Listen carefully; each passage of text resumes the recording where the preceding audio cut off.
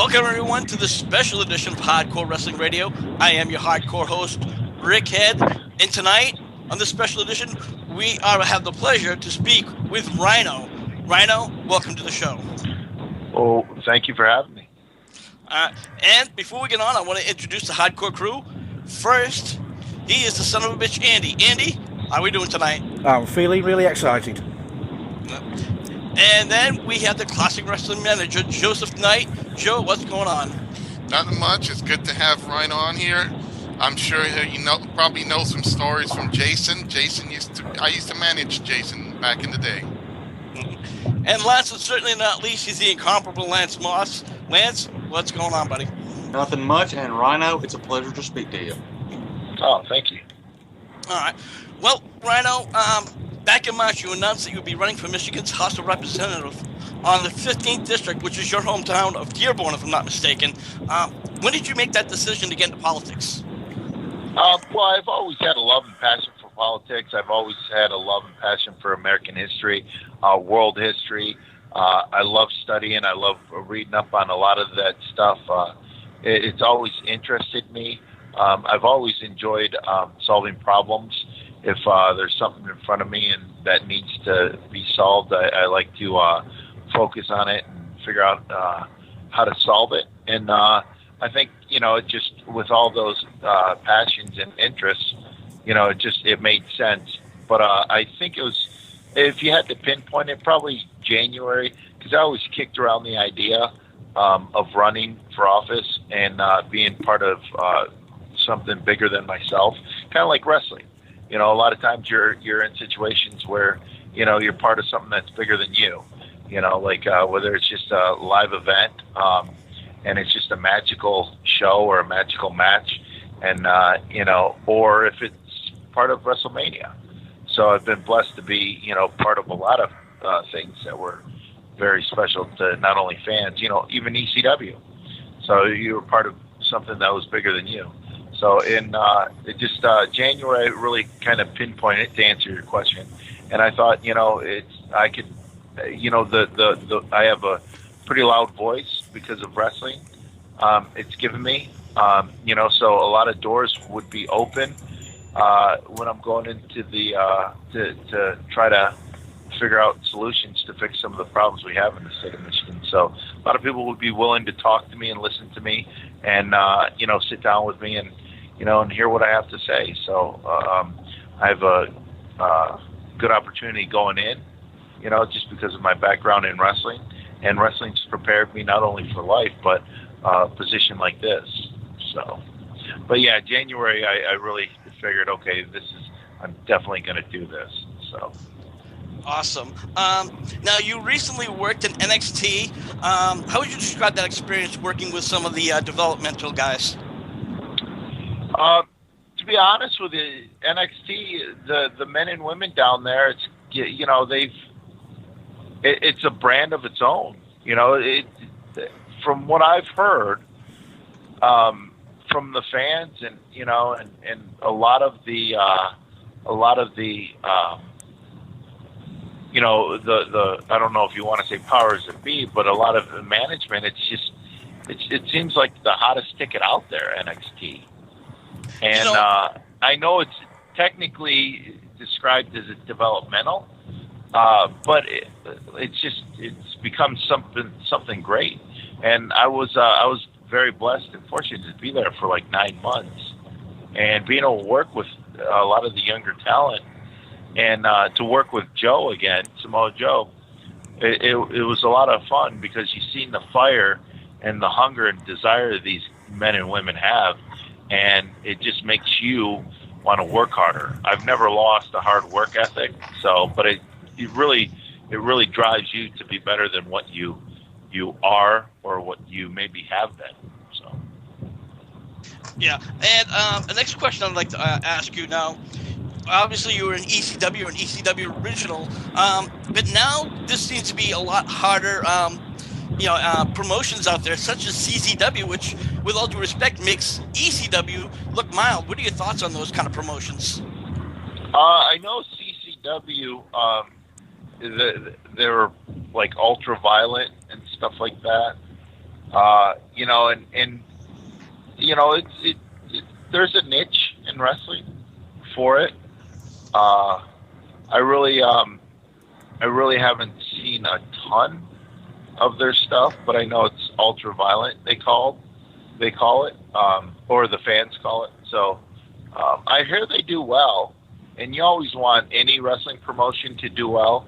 You never want to have a wish bad upon any other promotion, even if it's a rival promotion. You want that promotion to do well because it pushes you to go even harder and do even better. And, if that makes sense, to do better. Yeah, and I can understand that. Well, you know what? I'm going to kick over to Joe and let him ask you a few questions. Joe, over to you. Thank you very much. My big question here is, one, I have worked with Jason Knight. He was my trainer with Hot Stuff Yes. at Gilbert.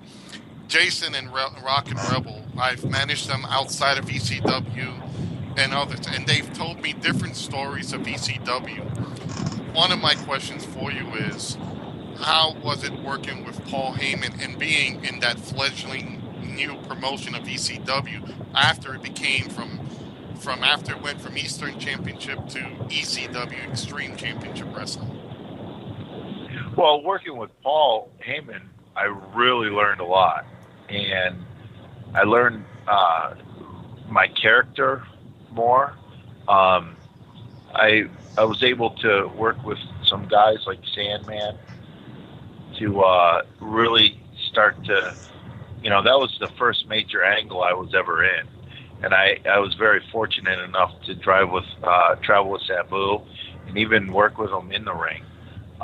You learned a lot of do's and don'ts, but you can learn a lot of do's and don'ts in any promotion or anything you do. So in life, and it was a great learning experience. I was able to go out there and really kind of get the ball rolling as far as on national TV and stuff like that. It's just a special part, of wrestling history, and it's cool that WWE owns the rights to the video library because now they can put it on their network, and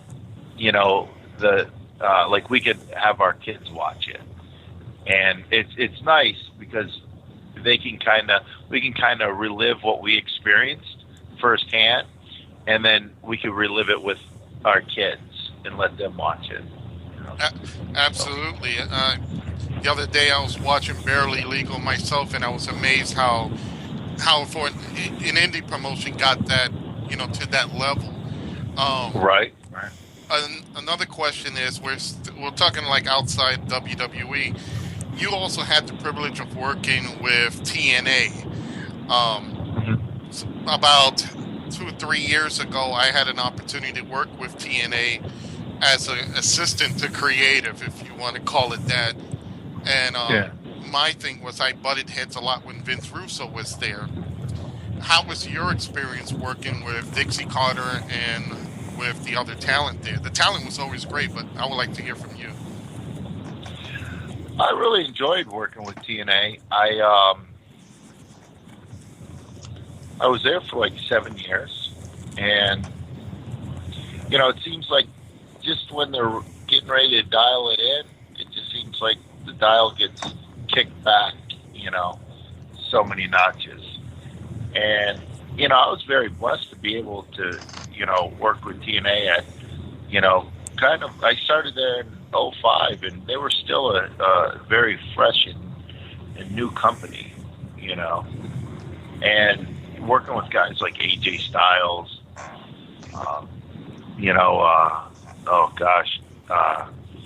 James Storm, Abyss. I even worked with Sabu there, talent.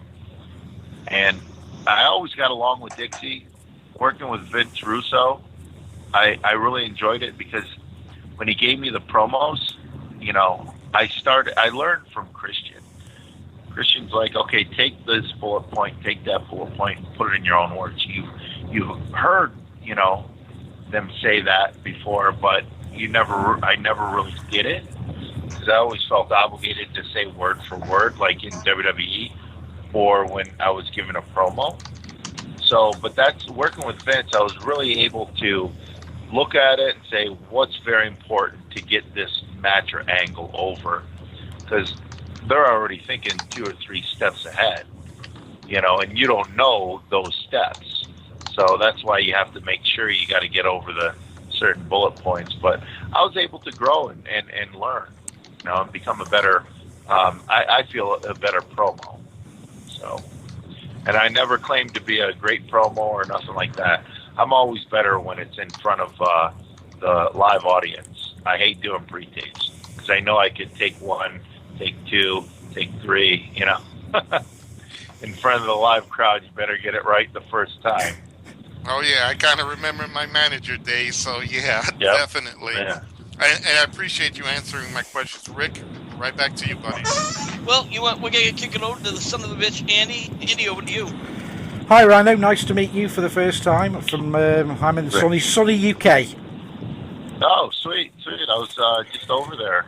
Oh, nice. If I'd have known, I'd have come say hello. Sweet. When you first joined ECW in 1989, did you think it would take off as big as it did? Did you know something going in, or did you just go in thinking it's just another independent company, I'll make a couple of dollars, move on? No, whenever I go someplace or I work for a promotion, if it's a small territorial promotion, if it's a large global promotion or a national promotion, I go in there with the same attitude.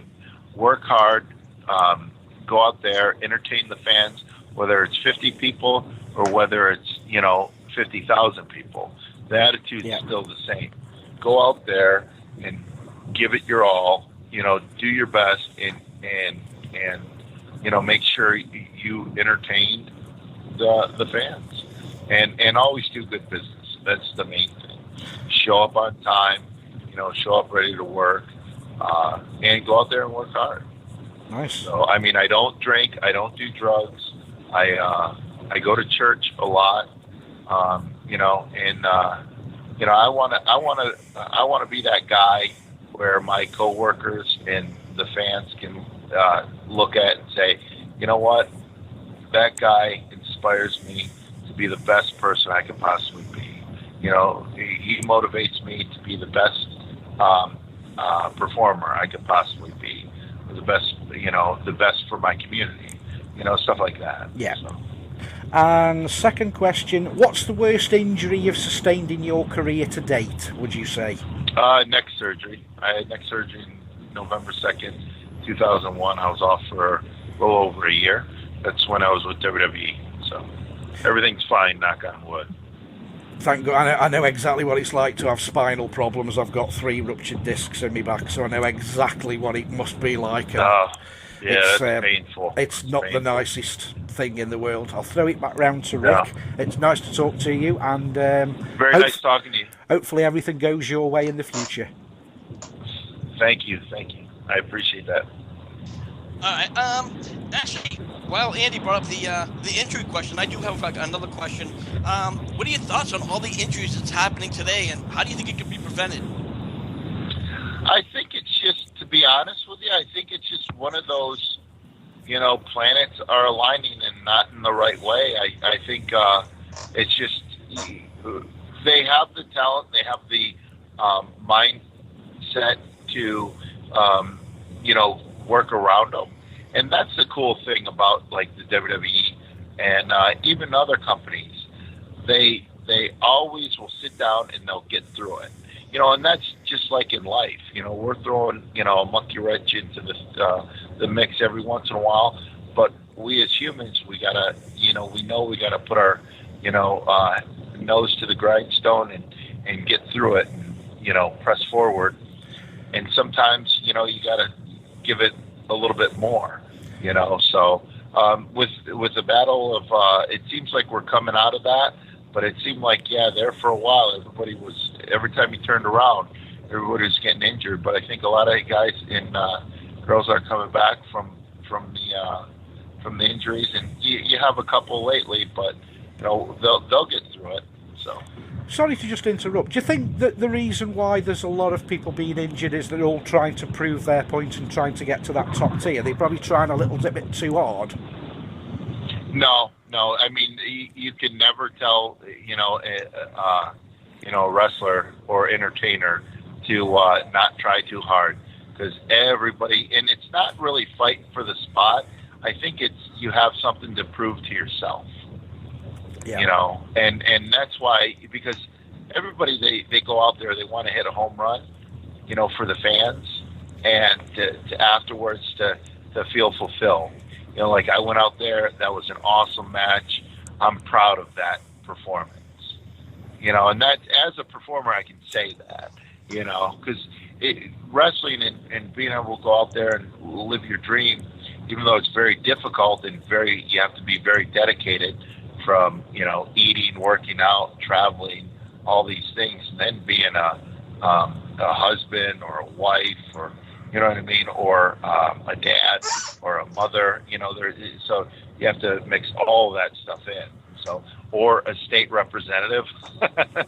So if you're in Dearborn, Michigan, you can vote August 2nd for the primary. Vote for Terrence Guido-Guerin, or RHYNO's not on the ballot. And then once we get through the primary, we got to go to November 8th. So, and if you'd like to donate, you have to be in the U.S.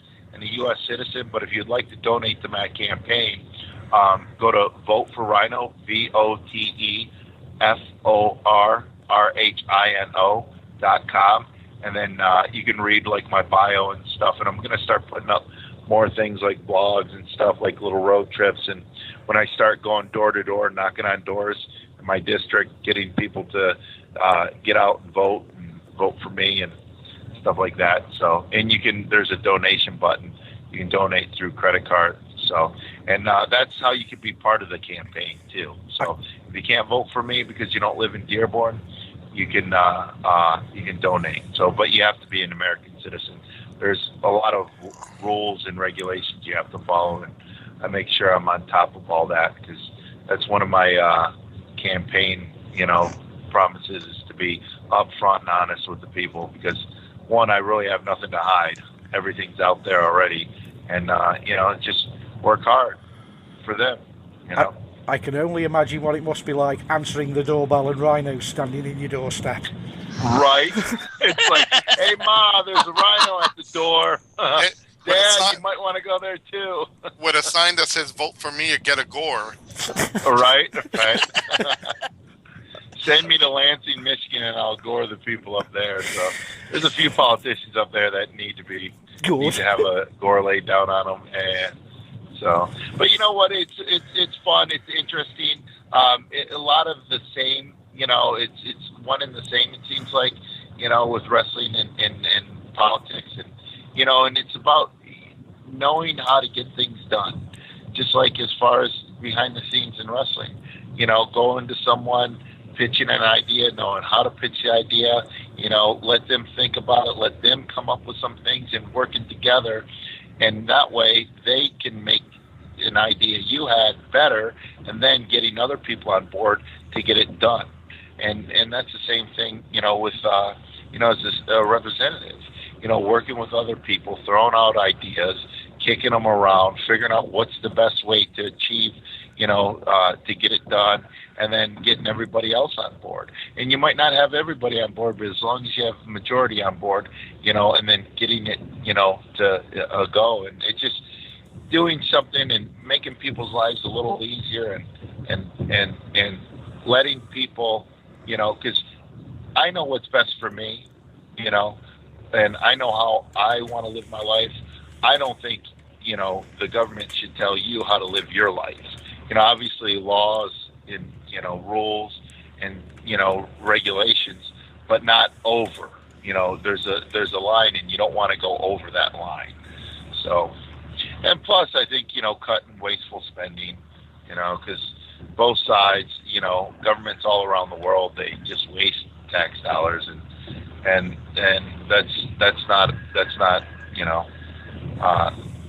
that's something that people have to be accountable for, if that makes any sense. Yep. No, I absolutely agree with you, and the fact that you're living for yourself and not by somebody else's standards, that's awesome. Let me kick it over to Lance. Lance, over to you. Rhino, pleasure to speak to you. Got a couple questions.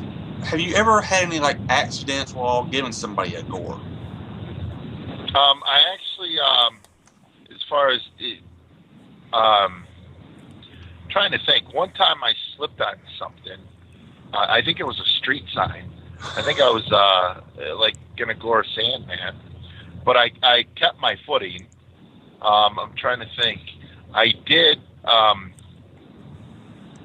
Briscoe. What's the not Briscoe? Wait 1 second. What's Briscoe Brothers? Yeah, the Briscoe Brothers. Jay. No, Jay Briscoe. I popped his shoulder out. Ooh. Hitting him with a gore. Literally hitting him with a gore, I popped his shoulder out. Yeah, and they're tough. The Briscoe Brothers. You guys know the Briscoe Brothers. Yeah, right? them boys. My favorite tag team. They are the best human beings I know. I felt really bad because I really like them, and they're very talented, and boy, they are tough in the ring. Holy cow! They like it stiff. Right? Which promotion would you say put on the best ECW reunion show? Oh, that's a good one. The One Night Stand. That was a great pay-per-view. The first one, I was part of that.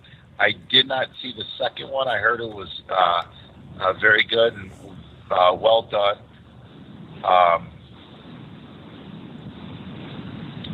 Dreamer puts on, but Dreamer has a House of Hardcore, so it's not reunion shows. So Dreamer has a really good thing. I'm actually wrestling for Dreamer this weekend, House of Hardcore, in New York tomorrow, and then Philly. I'm wrestling Rob Van Dam at the arena. Thank you, sir, and I'm going to throw it back to Rick. Well, Rhino, I do have a question because, like, right now you are heading into your politics. What do you think your wrestling career is going to go from there? Would you consider yourself retired, or? Oh, no. I see. Here's the great thing. I can still wrestle because you only have to report in Lansing. I think it's like 86 days, unless you're called to vote on something. So you're only in session 86 days or under 90 days in Lansing. So the cool thing about it is it's usually Monday, Tuesday, Wednesdays. The summer, these politicians, they book themselves off in the summertime. So it's like it's technically a part-time gig, but they have a full-time salary. Like I scratch my head. You know, it's like, granted, your obligations are full-time, and that's what my obligations would be. That would be the very first thing. You know, I think of when I wake up, and the last thing when I go to sleep. So it's not like, oh, it's a part-time gig. I'm kind of like doing that and wrestling. You know, so wrestling, I'm still going to wrestle. I won't be able to wrestle as much as I do now. So I'd probably only wrestle maybe anywhere from 8 to 12 days out of the month. So along with, you know, being the state representative for District 15. So, but I have to get through the primaries and then the general election. So, and then win both of them. So, well, but no, I definitely don't want to retire because I'm 40 right now. I feel great. I'm very blessed, you know, and I enjoy getting out there and really going. The other day I was out. I had a 20-minute match, or it was 22 minutes, I think, and just had a blast. So. I really enjoy what I do, and the older you get, you know, the window of opportunity to go out there and tear it up, you know, closes. So I don't want to just, you know, be done with wrestling. So. Well, great, because you know we're big fans, and we're glad that you can still wrestle. Joe, I believe you had another question. Yeah, definitely. Rhino, I wanted to always ask you, what would you say is your career-defining moment? I know you were former ECW champion. You've been to the one-night stands. You've been to many promotions. But what was that one moment in your career that really stands out in your mind? Just so many. So blessed, you know. I was the only one to unify the ECW heavyweight television title. I've been blessed to work with basically everybody, you know, from Sabu's to The Rock. I tagged with Austin a few times. It just, you know, it was, I mean, working with the Dudleys, working against the Dudleys, working with Dreamer, against Dreamer. I mean, you name it. I've been, you know, I've been wrestling for over 21 years now, and it's just, sometimes I'll take a look at my career and it's like, wow, I've been so blessed, you know, to be the NWA champion, the WCW television champion, you know, those titles right there, you know, titles that, you know, guys like Ric Flair have held, you know, I mean, you name it, you know, I mean, so many people have held these titles, so. Oh, absolutely. And plus, I really enjoyed working with Jeff Jarrett. I've worked with him quite a few times in TNA, and I really enjoyed working with him. And I've learned a lot from him. I know some people don't like Jeff. Some people like Jeff. I think nowadays people are starting to see his true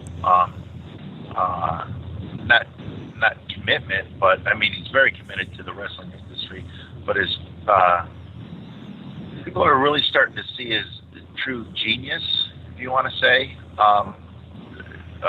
that he has for the wrestling business, you know, and to be able to, especially when I first went to TNA, to really work with him and really learn a lot, you know, and not necessarily inside the ring, but outside the ring too, and having long conversations with him and understanding like certain things. So I really enjoyed working with him and learning a lot from him. So, and I wish him all the best with Global Force. All right, and I believe, Andy, you have another question. Yeah, I've got another question, but I'd like to change it. Being as you've been talking about Sabu, obviously you're quite friendly with Sabu. Recently on the internet, now I know you shouldn't believe everything you see on the internet, but recently on an interview that he did for a company, he's turned very bitter towards the wrestling industry.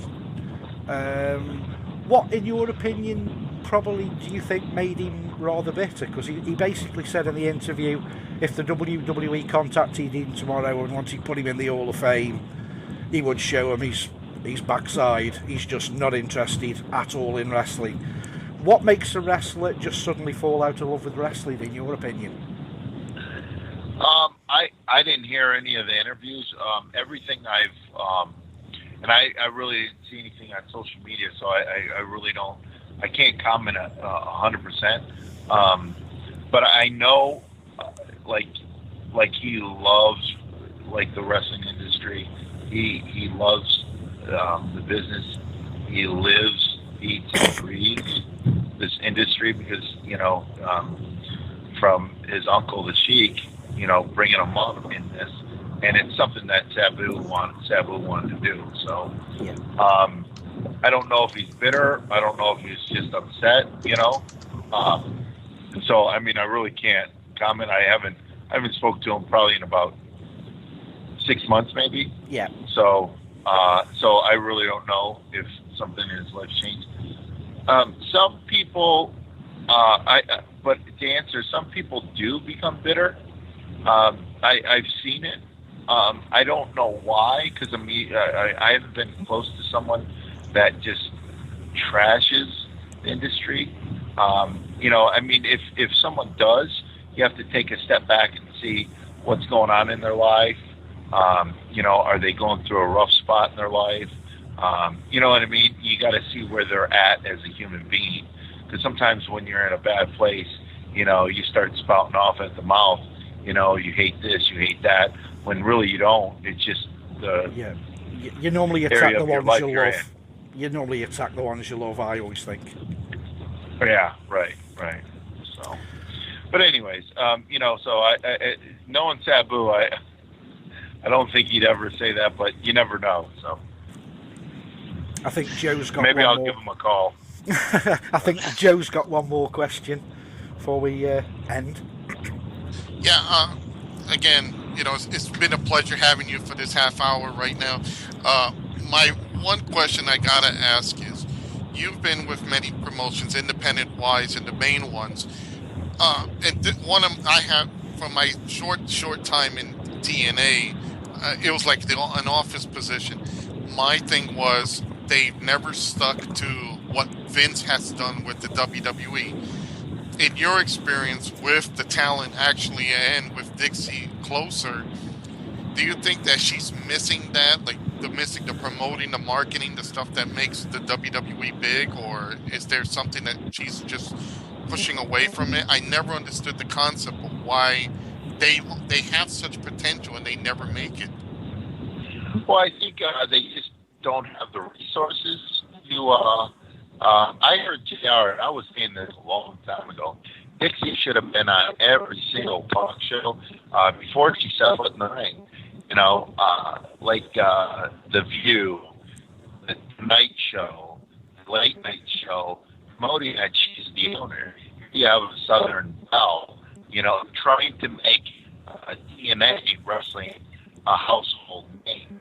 And she could have been the leader, because on one end you have the Vince McMahon that everybody sees on TV, which, if you ever met Vince, he's totally opposite of his character.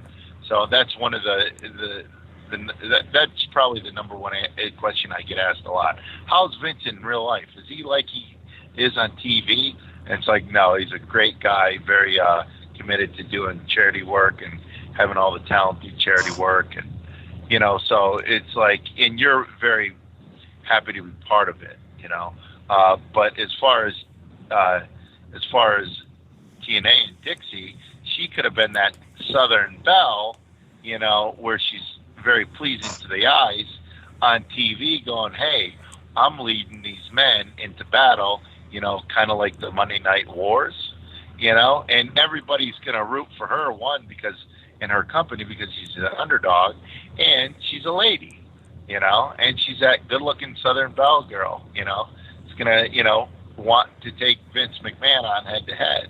There's a story worth, and she's, and I liked it because she was always, wanting to learn more and more and more, so I just think they kind of, they kind of dropped the ball here and there too much, but they could have been their own little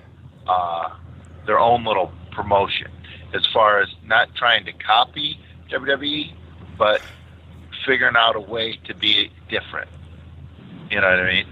So, if that makes any sense. I think it does. Again, you have to individualize any promotion or any business, so that makes a lot of sense. Before we let you go...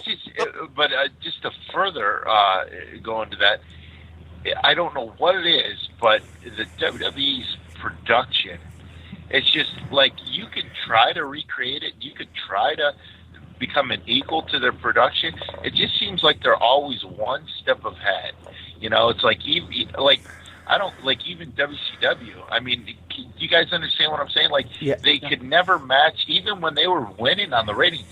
For some reason, they could never match their production level. Yeah, they were winning on ratings, but even during the Monday Night Wars, they could never match that production level.